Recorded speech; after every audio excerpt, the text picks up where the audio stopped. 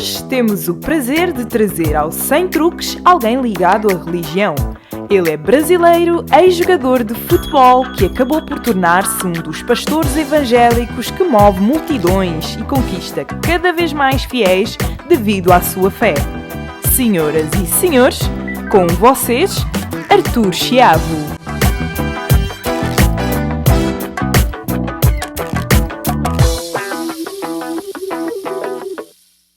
Eu que agradeço, primeiramente a Deus, pela oportunidade de poder falar um pouco daquilo que Deus fez e está fazendo na minha vida e ainda vai fazer também. Agradeço a vocês do Sem Truques por me dar essa rica oportunidade de poder sentar contigo aqui e poder falar, expressar e mostrar como Deus é grande na minha vida e na minha família. Nasci na cidade de Paracambi, Rio de Janeiro.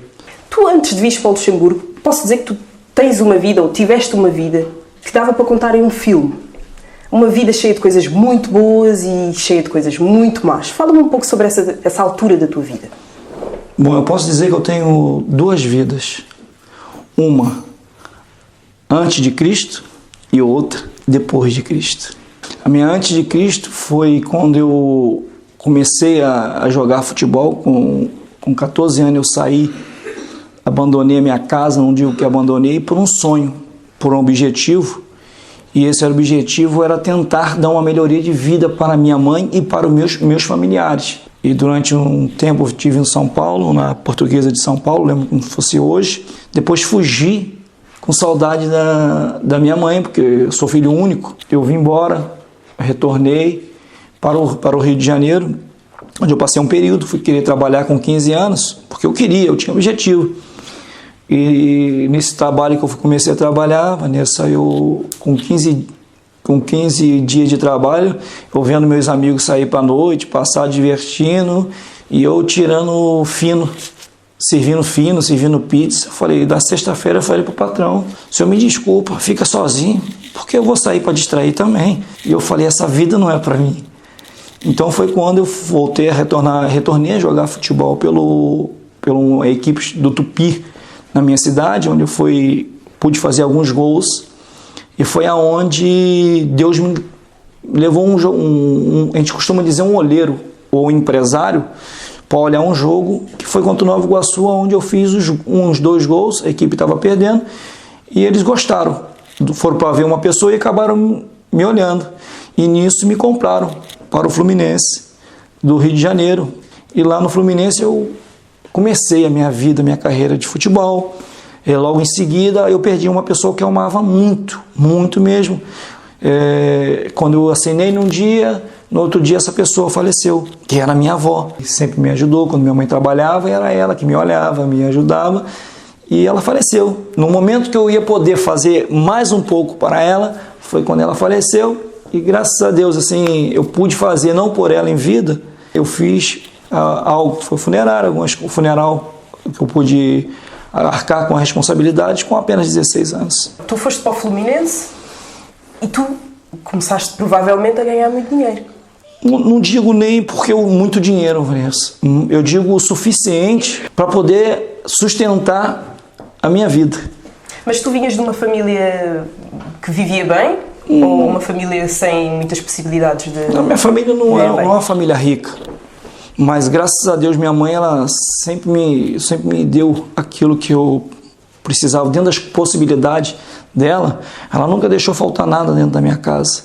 A minha avó ela sempre me ajudou também quando era viva, e minha mãe sempre trabalhou para me ajudar, para me sustentar. Meu pai, meu padrasto, que se chamava por pai porque foi ele que me criou, então ele sempre me ajudou também, me apoiou nessas coisas que foi pro Fluminense.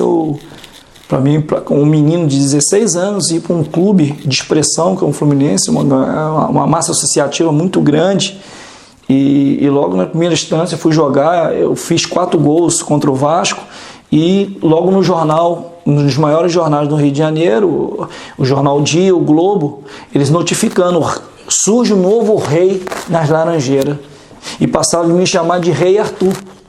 Vanessa, então começaram a me chamar de Rei Arthur. Já não me tratavam mais, eu com 16 anos, 17 anos, não me tratava mais como Arthur. até hoje é conhecido como Rei Arthur nas Laranjeiras.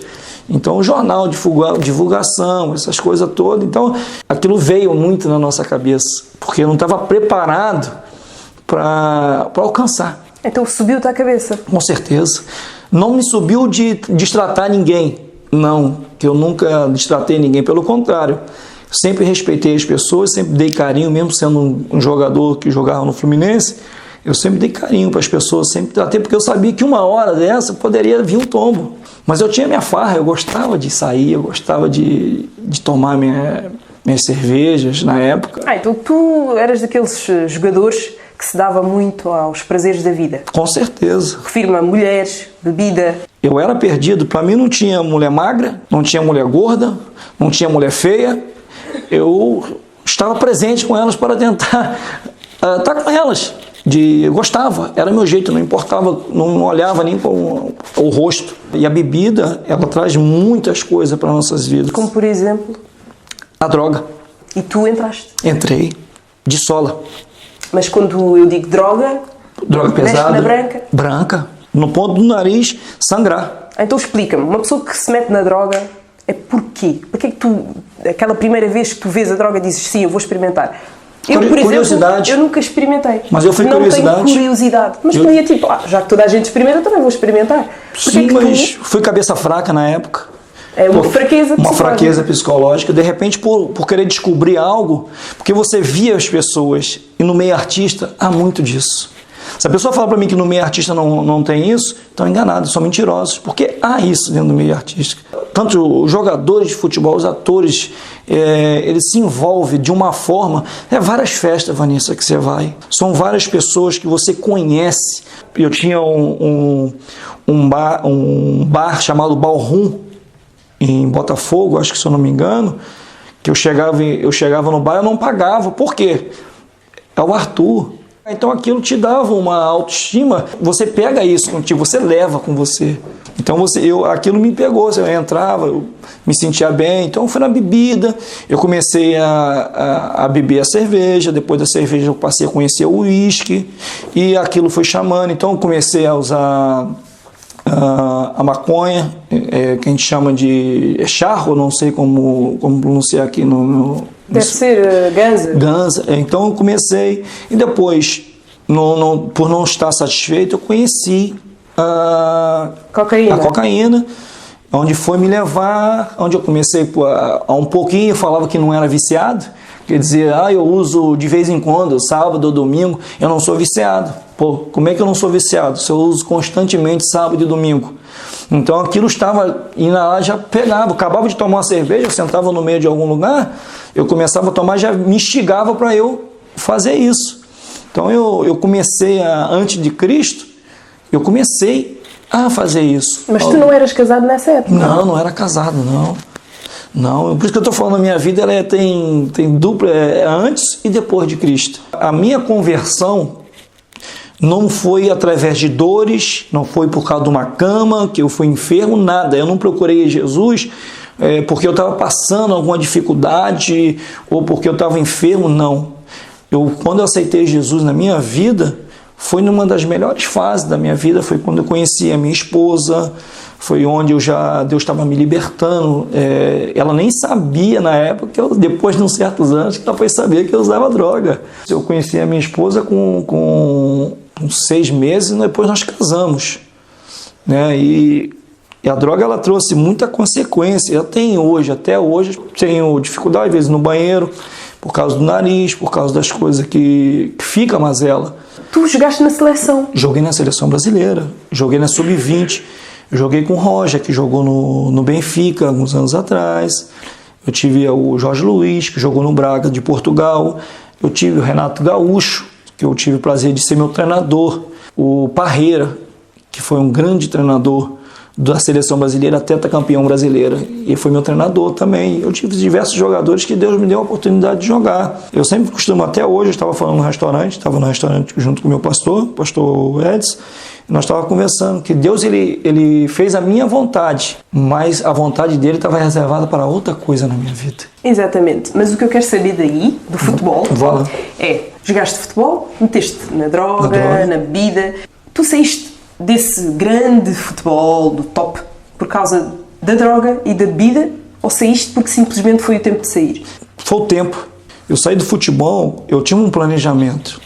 Eu fiz um planejamento. Eu falei, com 32 anos eu vou parar de jogar bola. Eu falei, eu tinha um planejamento, eu vou ficar rico. Acabei, 32 anos, não vou jogar mais bola. Chegou com 32 anos, eu não estava rico, mas eu falei, eu vou parar de jogar bola na mesma, porque eu já estava casado. Eu pegava minha filha, tinha que viajar. Ficava no Rio de Janeiro, num determinado lugar, depois ia viajar para outros lugares, para alguns clubes, eu ficava 3 meses, 4 meses de contrato e vim embora. Aquilo não estava trazendo crescimento nenhum para mim nem para minha família, porque eu tinha que estar fazendo viagens, levando a minha família, minha filha não ia ter tempo para estudar.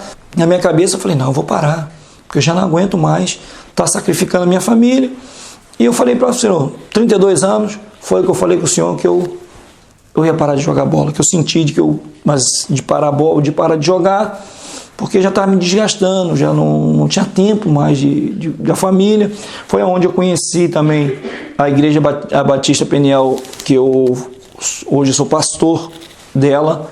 Igreja Peniel. Igreja Batista Renovada Peniel de Paracambi, o qual eu sou pastor hoje aqui em Luxemburgo. Foi através do pastor Edson, que faz até uma visita na minha casa aqui, que ele está por causa da minha festividade, que vai ter a festividade da igreja no dia 4, 5 e 6 de março, e ele veio para cá. Foi através da vida dele, lá nós começamos esse trabalho, lá comecei esse trabalho lá com ele, para ajudar, nós cuidar de vidas.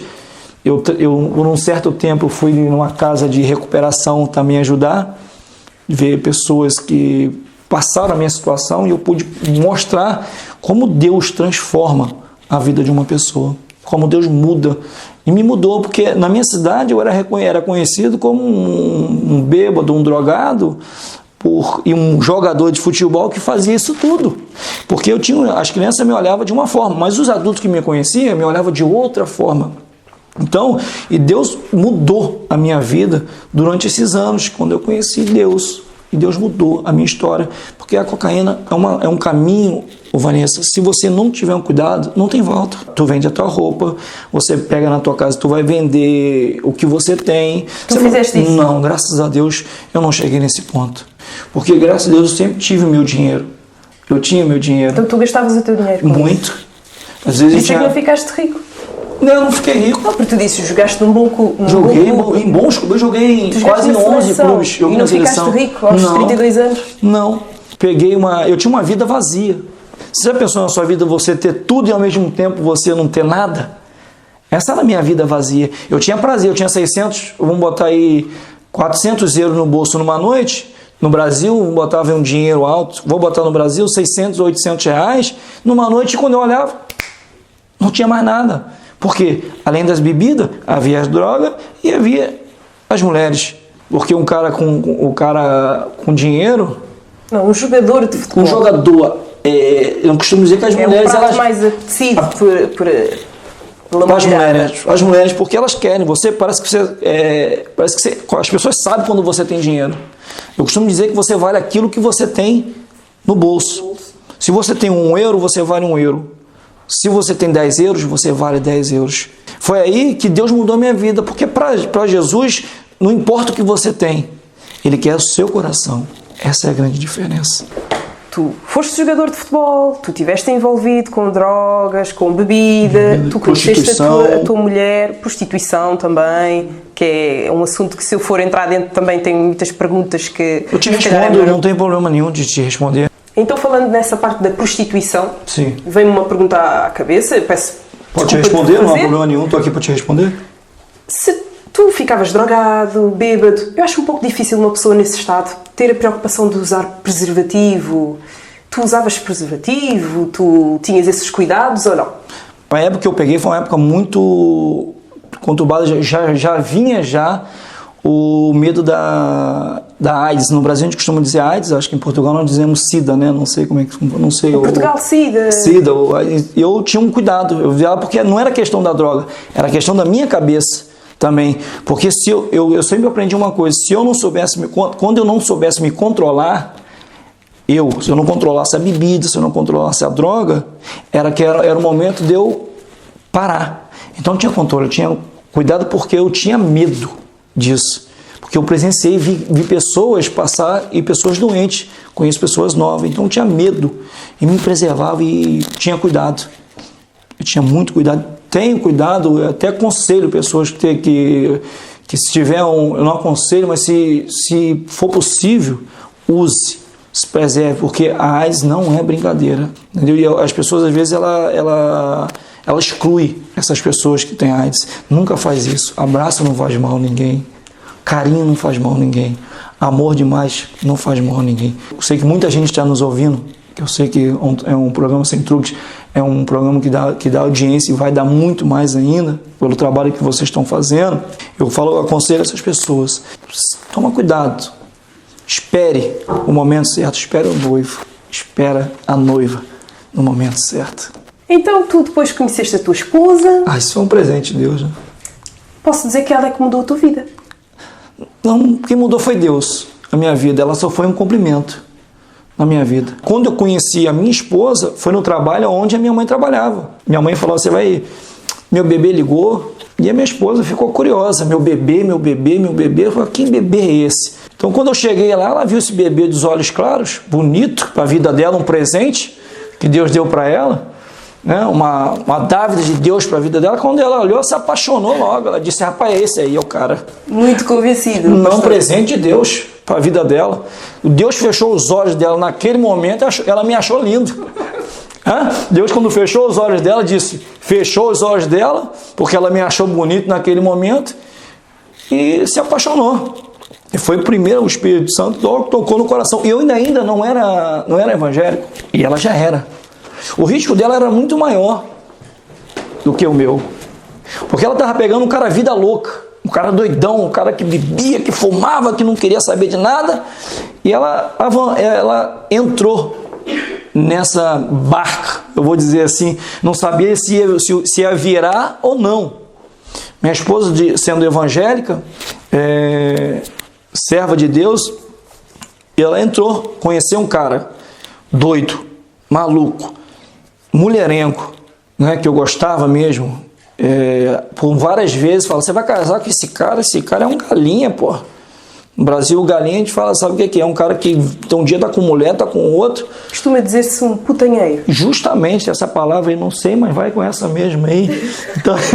Então ela era uma vida, mas ela teve eu tive o respeito, eu soube o momento de esperar pela minha esposa. Quando tu disses que soubeste o momento de esperar, tu casaste com ela sendo virgem. Virgem, minha esposa sendo virgem. Agora, a dúvida que vem é, como é que um putanheiro, um drogado, um bêbado, um vadio, conseguiu esperar Não tem mais nada para falar, não? Como é que um homem assim conseguiu esperar a mulher virgem e casar com ela? Vanessa, quando eu olhei para ela, eu falei, essa vai ser a mulher dos meus filhos. Porque as outras que eu olhei, não vou dizer que eu tive prazer com elas. Prazer físico. Físico. Tive paixões. Paixões surgem hoje e amanhã. Mas compromisso, verdadeiramente, eu encontrei foi com a minha esposa. E foi com ela, eu falei, eu vou respeitar essa mulher. Mesmo porque a gente fica curioso, né? A gente quer, e eu olhei e falei assim, essa morena é minha, meu irmão. Ninguém mete a mão, não. E eu fui engabelando ela às vezes. Eu falei, não, voltei para Jesus, não voltava nada. Eu aceitei Jesus, estou olhando nada, não voltava nada. Eu queria tê-la comigo para minha esposa. E foi o que aconteceu, de esperar, saber o tempo, respeitá-la. Foi isso que aconteceu. Você fala, cara, um cara como esses nomes todos que você disse aí, para gravar tudo, e eu não consegui gravar todos que você falou. Então eu fui esperar, foi o tempo de Deus na minha vida. Foi o tempo de Deus, porque de repente, Vanessa, e ela me visitou em alguns lugares comigo, foi a casa de amigos meus, eu bebia, ela não ficava do meu lado, eu ia em determinado lugar, ela ia comigo, ela não abria a boca, ela não dizia, você tem que parar, você tem que largar isso, ela nunca falou isso. As outras que eu tive, não, você tem que largar, não sei o que, se for com... Teve uma que falou, ou você fica comigo ou eu fico com a bebida, eu falei, valeu, tchau, hein? Mas se ela tivesse dito isso, tu ias dispensá-la? Quem, minha esposa? Sim. Não sei. Eu acho que ela nem pensou nesse momento. Porque, como eu disse para você, Deus fechou os olhos dela naquele momento. Então, quando ela abriu, ela já estava dizendo sim. Então, ela já não podia revogar aquilo que ela tinha dito.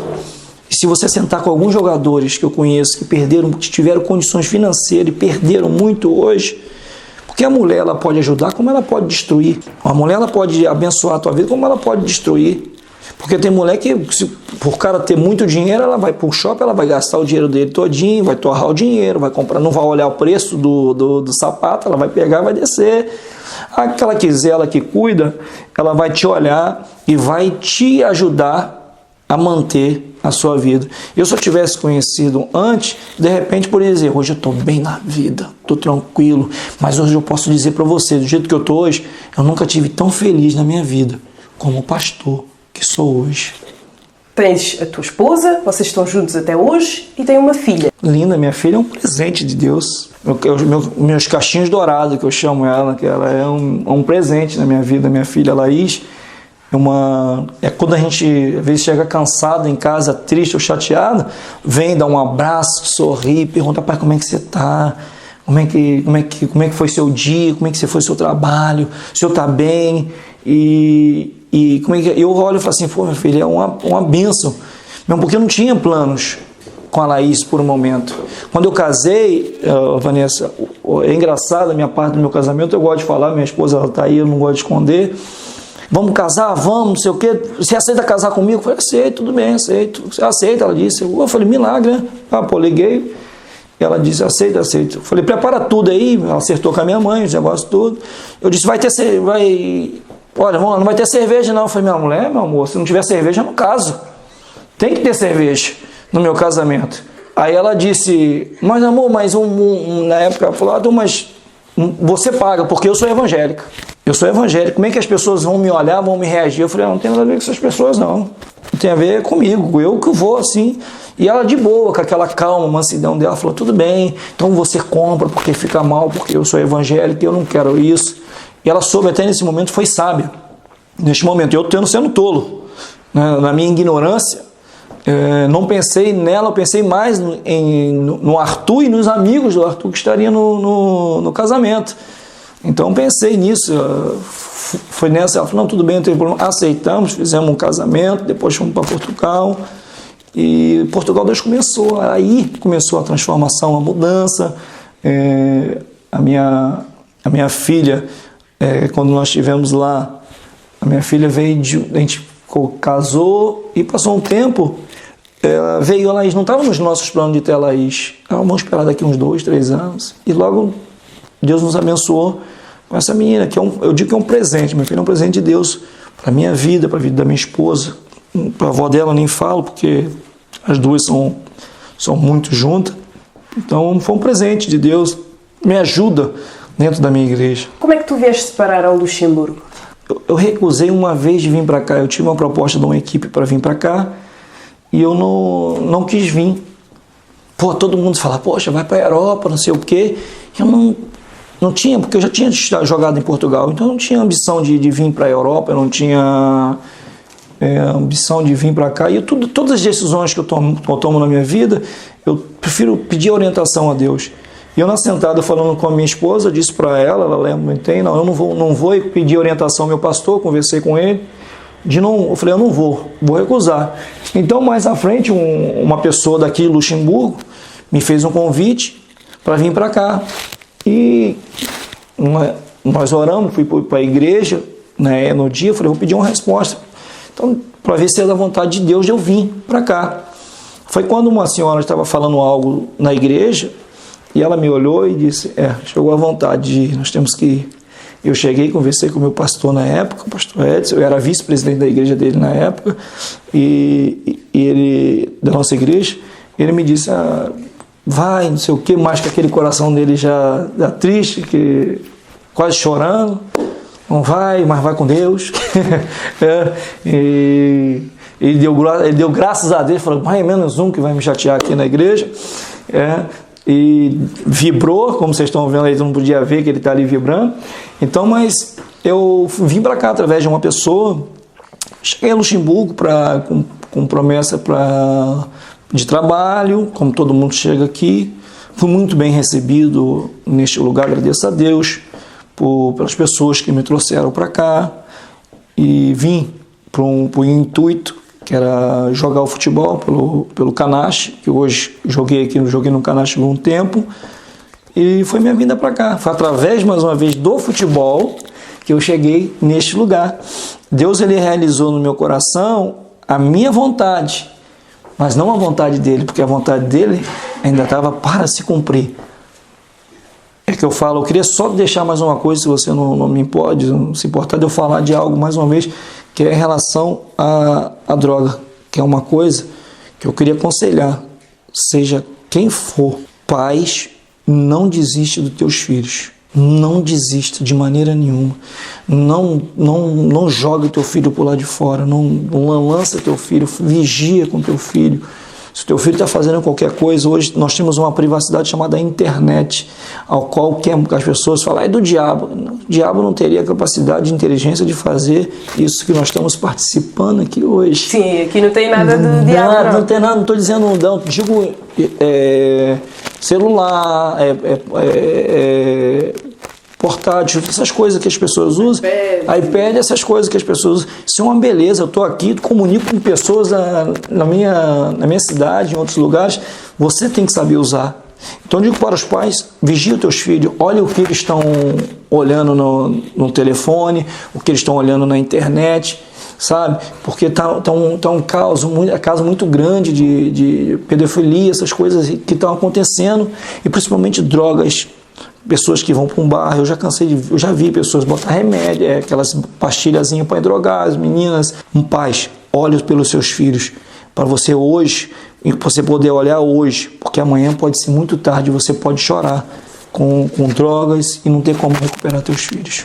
Fazias parte de uma igreja aqui também? Fazer parte de uma igreja, a igreja na época era a Igreja Batista Renascer de Luxemburgo. Sim, tu eras participativo, tu ias aos cultos sempre. Sim, eu era participativo, eu trabalhava em conjunto com o pastor de lá, nós trabalhávamos juntos lá. Sim, trabalhavas em conjunto, mas passado algum tempo tu decidiste abrir a tua própria igreja. Nem vem por aí, Vanessa, eu não tinha propósito nenhum de abrir uma igreja. Mas abriste? Abri. Se tu já fazias parte de uma igreja, tu fazias aquilo que tu gostavas, porque aquilo que nós queremos é ouvir a palavra de Deus, estar perto dos outros irmãos, e isso tu já tinhas naquela igreja. Então, o que é que te fez abrir a tua própria igreja? Aquela igreja tinha algum problema? Não, Vanessa, acho que o que me fez, toda igreja, você vai ter divergências, vai concordar com uma coisa e não vai concordar com outras. Isso aconteceu contigo? Comigo, isso aconteceu. Eu não concordei com uma coisa, a Bíblia diz que andarás dois juntos se não tiverem concordância. Então eu não estava em concordância com determinadas coisas e resolvi pegar minha família, junto em concordância com a minha esposa, e sair. E sair foi o que aconteceu na minha vida. Quando você não concorda com alguma coisa, se você ficar, você está sendo teimoso. E eu não queria ser teimoso, então eu não estava concordando com aquilo. E por não concordar, eu achei melhor eu sair para não trazer problemas ou algumas coisas para que as pessoas não achassem que eu estava sendo conivente ou alguma coisa assim. Não é que houve grandes coisas, foi a minha decisão foi minha própria, de eu chegar e falar assim, eu não quero mais, quero que você me abençoe, eu quero sair daqui bem. E foi o que aconteceu, sabe? Mas agradeço a vida pela vida dele, agradeço pela vida do outro também que me ajudou muito, também aqui, quando eu precisei. E agradeço a Deus mesmo, agradeço a Deus pela vida do Canache que me trouxe para cá, sabe? Eu fiz bons amigos como o Pedro Ferro, ele teve o prazer de jogar comigo, porque eu sou mais velho, né? Ele que teve o prazer, porque eu sou mais velho do que ele, né? Tive o prazer de jogar com o irmão dele, o Carl Heisenberg, um grande nome, Carl Heisenberg, homem de Brasília hoje. Exatamente. Foto só em Brasília, eu vejo ele lá em Brasília. Tive um prazer imenso de, além de conhecer eles, de conhecer a grande mulher chamada Edilma. Exatamente. Edilma Ferro. São grandes nomes e grandes pessoas. Maravilhosa. Eu tive que conhecer a Edilma. Eu brigava com a Edilma. Edilma, para de fumar. Eu lembro, tomara que ela vai ver isso, que ela vai lembrar que eu abraçava, mas nunca condenava. Eu abraçava ela. Falava, eu não estou te pedindo você para parar de fumar. Não é por causa da igreja, mas pela sua saúde. Mas ela parou de fazer outras coisas. Parou de muita coisa. Eu olhava, Edilma, a gente saiu, foi através da Edilma que ela falou, meu filho, joga. Eu falei, joga. Bolinha de gude, né? Ela brincava, né? E ela falou, não, tem um filho e tal. Eu, por acaso, depois veio para cá, quando conheci o Ferro, porque aqui eles conhecem ele como Ferro, não só como Pedro. Então eu tive o prazer de conhecer o Pedro. Depois veio o Cal para cá. Eu falei, os filhos, tem os filhos de Francisco, os filhos de Edilma. Então eu tive o prazer, depois conheci o pai dele numa situação, rapaz. O pai do Cal conheci, do pai do Pedro numa situação totalmente. Eu queria conhecer, que eu tive um problema na costela. Engraçada essa história. Uma lesão no jogo. E eu estava cá passar um fim de semana. Justamente. O cara podia ter tudo na vida, poder ir para Paris, passear, o cara poderia ir para dar uma volta em Amsterdã.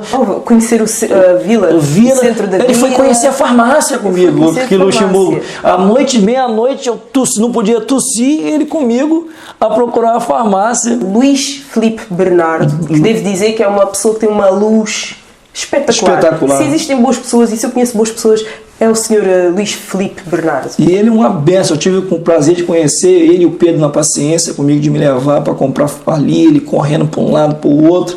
E foi coisa que... Tem coisa nas nossas vidas que... Se a pessoa me der um copo d'água, eu sou grato por esse copo d'água que a pessoa me dá. Eu não, além de divergência, eu me dou bem com todo mundo. Eu tenho amigos que eles são católicos, que eles são espírita, sabe? Bom, pastor, você mistura. Porque Deus te deu livre-arbítrio. Você escolhe você fazer aquilo que você quer. Eu optei pela minha opção. A opção foi ser servo de Deus. Eu sou amigo das minhas ovelhas. Não me considero só como pastor. Me considero amigo.